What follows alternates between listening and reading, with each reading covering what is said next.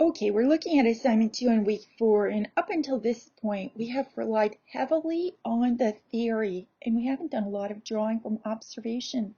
Here, in this assignment, and also in assignment 1, you are asked to select some objects, and the objects you may have on hand might not be simple forms such as a box.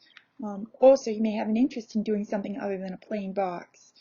So, notice that in week 5 we get into drawing cylindrical forms and the ellipses that we see when those forms are put in perspective.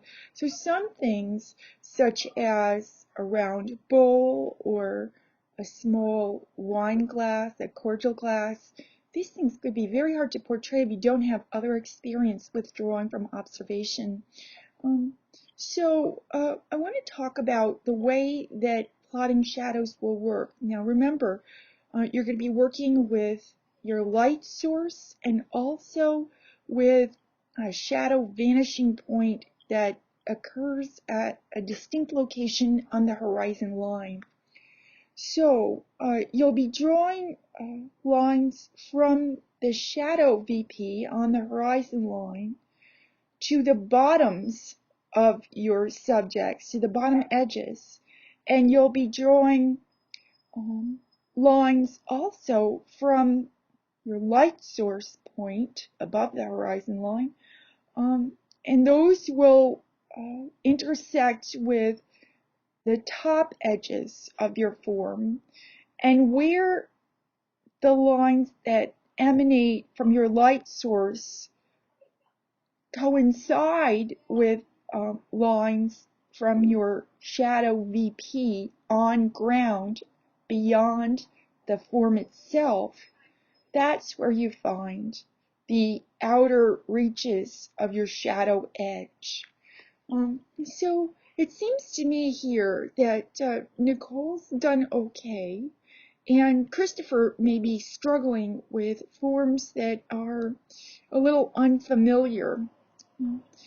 You know, when you have a round form such as a bowl, sometimes it is useful to box it off, and drawing a box around it can help you to better understand the bowl.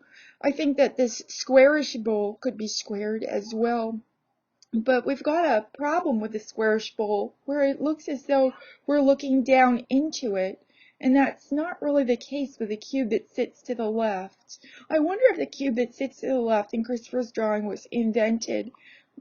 I would say, you know, when the assignment's asking you to draw found objects, still life objects that you have around the house, you actually go and do that and set the idea of working with pure theory to the side. Okay, now given all of this, I've just assembled your assignment 1 works so that we can have an overview of them. Once again, I'll say that forms that are round, just cylinders or other things along those lines, are difficult for some of you, I understand. And perhaps it's the case that you have yet to take an observational drawing course.